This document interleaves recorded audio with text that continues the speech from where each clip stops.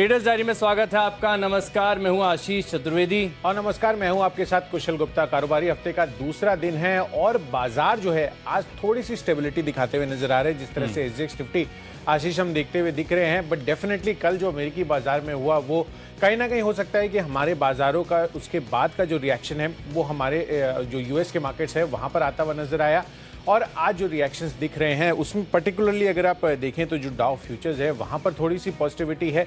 साथ साथ अगर आप देखें तो यूरोप और साथ ही एशियाई बाजार जो है फ्यूचर्स के मार्केट्स वहां पर तेजी हमें देखने को मिल रही है। तो इंडिकेशंस जो है वो थोड़ी सी पॉजिटिविटी के साथ भी शुरुआत होती हुई दिख सकती है, या फिर उतना गैप डाउन जो गिरावट कल हम देख रहे थे वो आज नहीं होती हुई नजर आएगी। वैसे भी कच्चा तेल भी कल के सत्र से आप देखिए तो ऑलमोस्ट 4-4.5% की गिरावट वहां पर भी रही थी। तो कहीं ना कहीं ओवरऑल मूड माहौल आज थोड़ा सा संभलता हुआ नजर आ रहा है, ये मुझे लग रहा है। पर आपको क्या लग रहा है ये बताइए। देखिए कुशल, खास बात कल के सत्र की ये रही कि 15,800 के करीब जो है निफ्टी था, भारी गिरावट देखने को मिली थी।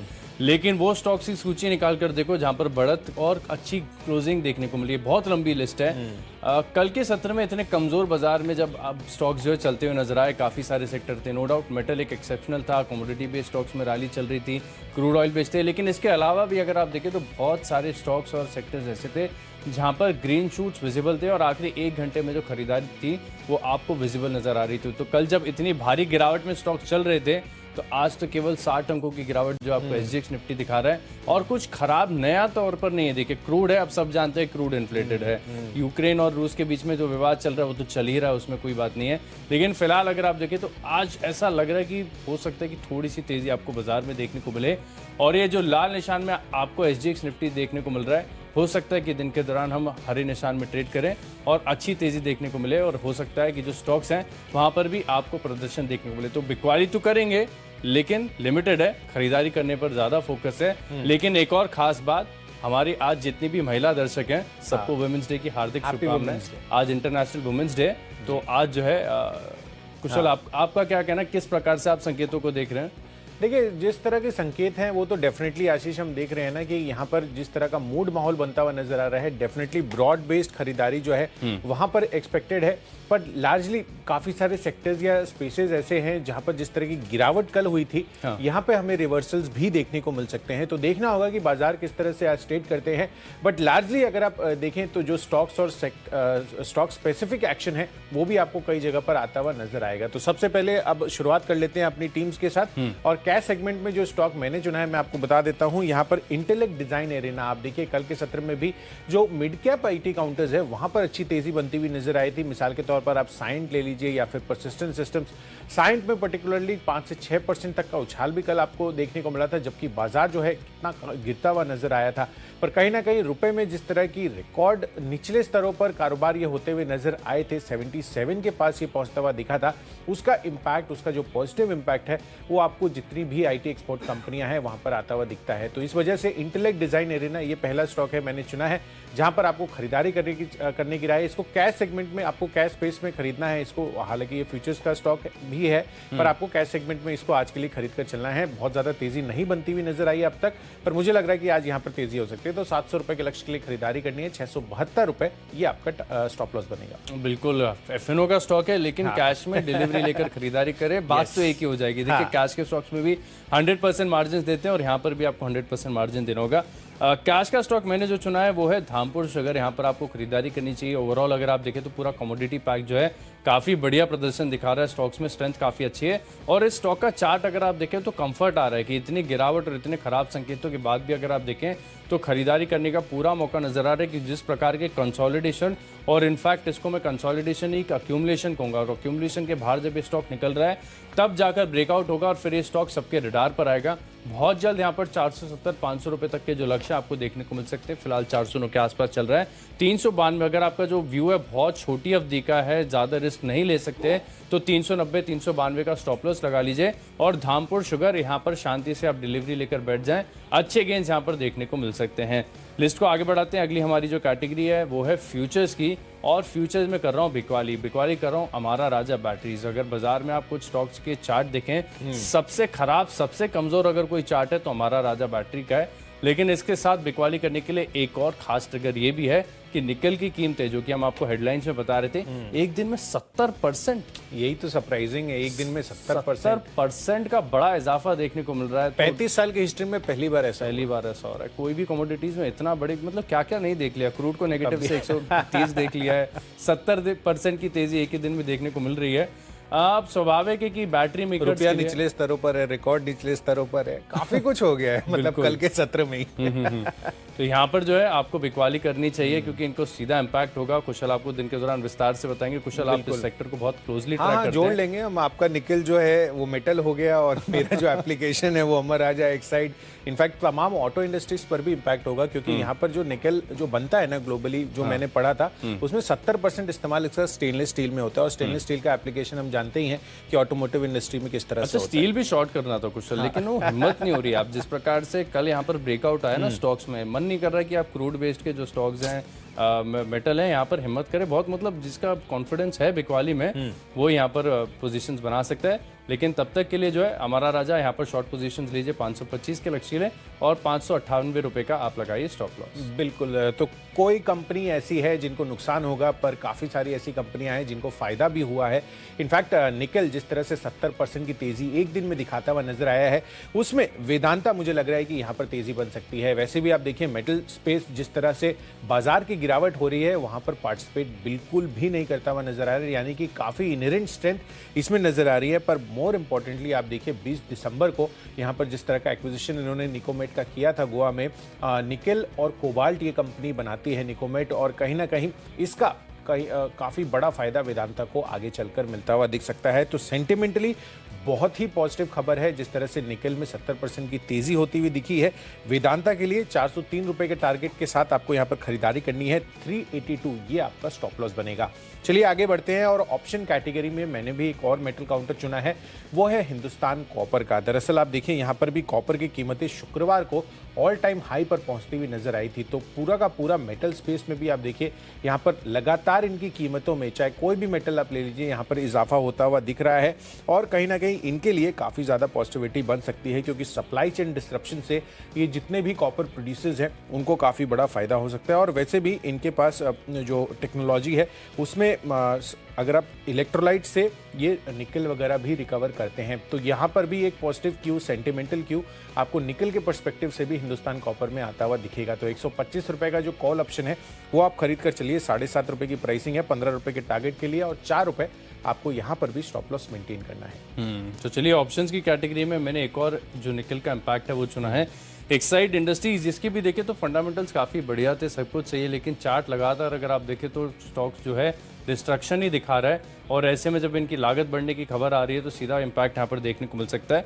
एक्साइड इंडस्ट्रीज क्या करेंगे, 140 रुपए का जो पुट ऑप्शन है दिन के दौरान खरीदेंगे, और मैं मान रहा हूँ कि यहाँ पर 8 से 10 रुपए तक के लक्ष्य जो है आपको बड़े कंफर्टेबली देखने को मिल सकते हैं। 5 रुपए 10 पैसे के आसपास की क्लोजिंग है। 4 रुपए 40 पैसे का लगाएंगे आप स्टॉप लॉस, और दिन के दौरान एक्साइड इंडस्ट्रीज में जो है आपको अच्छी खासी गिरावट जो है देखने को मिल सकती है। तो चलिए टेक्नोपिक जाने, इससे पहले कुशल की तरफ से एक अपडेट।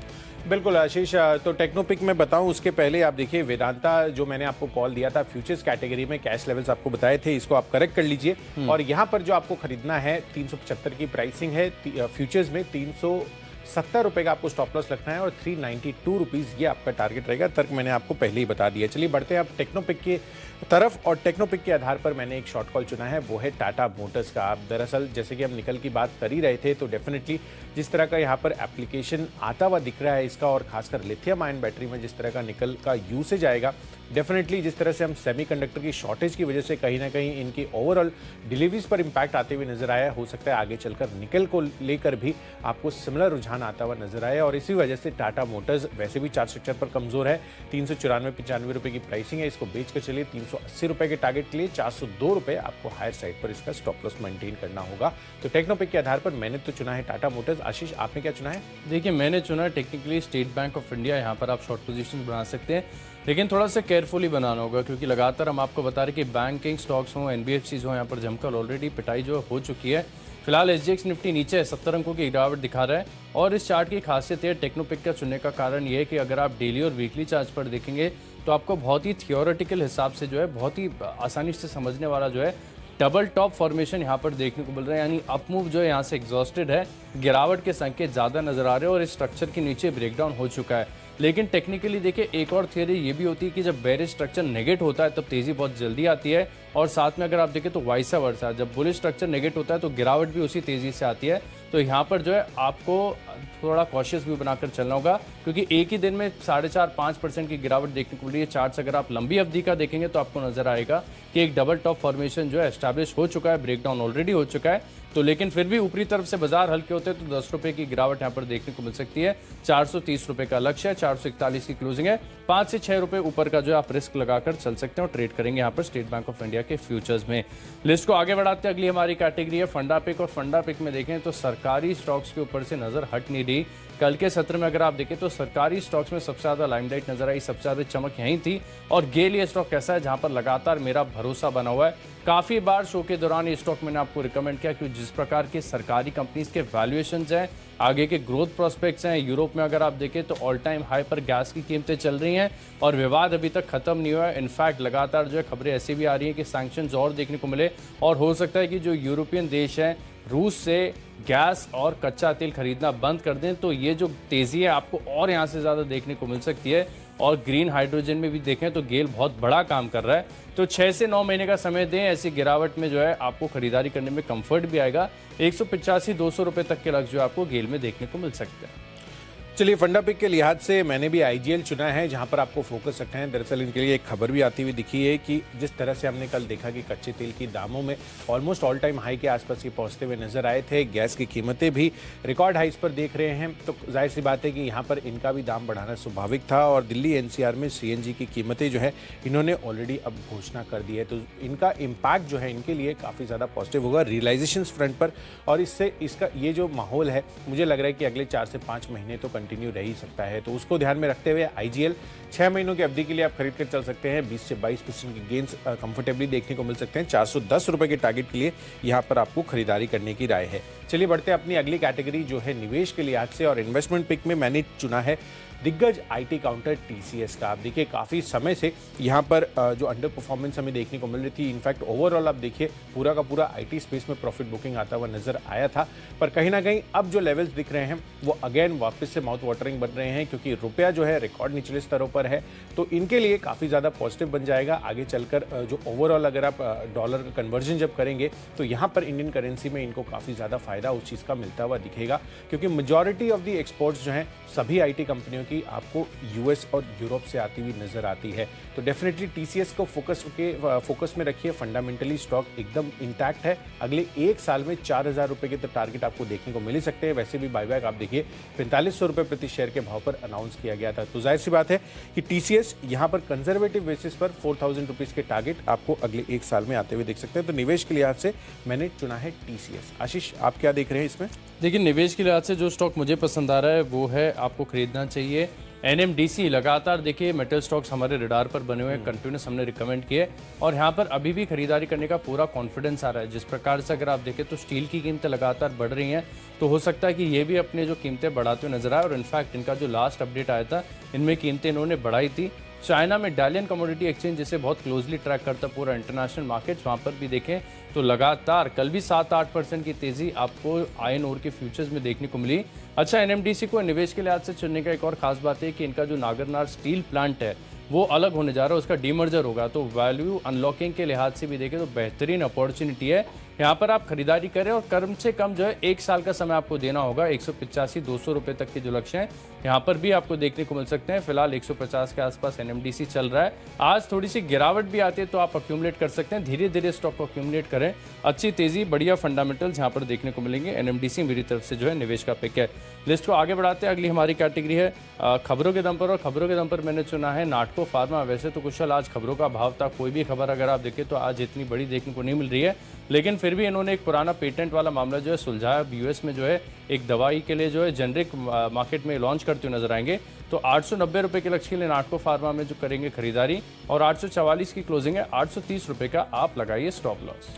बिल्कुल। तो चलिए, नाटको फार्मा पर खबरों के दम पर आशीष को ये पसंद आ रहा है और ग्रेट ईस्टर्न शिपिंग यहाँ पर फोकस रखना है आपको, क्योंकि यहाँ पर कंपनी की खबर आ रही है कि जो इनकी होली ओन सब्सिडियरी है, उन्होंने 2010 में जो बना हुआ था जो एक सप्लाई वेसल है उसको बेचने का निर्णय कर लिया है और इसको ये कॉन्ट्रैक्ट जो है Q4 FY22 में ये डिलीवर होता हुआ दिखेगा जो बायर है। तो डेफिनेटली इनके लिए एक कैश इनफ्लो आता हुआ नजर आएगा, तो काफ़ी अच्छी पॉजिटिविटी बनती हुई नजर आ सकती है।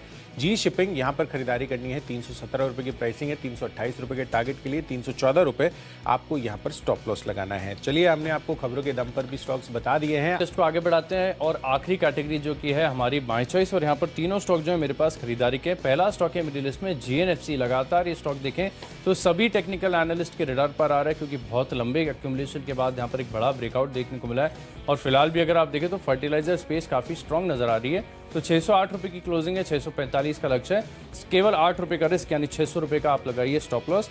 अगला स्टॉक है मेरे लिस्ट में IT स्टॉक्स की बात कुशल आप लगातार कर रहे हैं कि किस प्रकार से IT कंपनीज को बड़ा फायदा देखने को मिल सकता है। कोफोर्ज में भी कल के सत्र में अच्छा शॉर्ट टर्म ब्रेकआउट यहाँ पर आपको आर्ली चार्ज पर देखने को मिला है। तो हो सकता है कि जो रैली है फर्दर आज एक्सेलरेट होती हुई नजर आए। 4,930 रुपये का लक्ष्य है, 4,672 रुपये का आप लगाइए स्टॉप लॉस।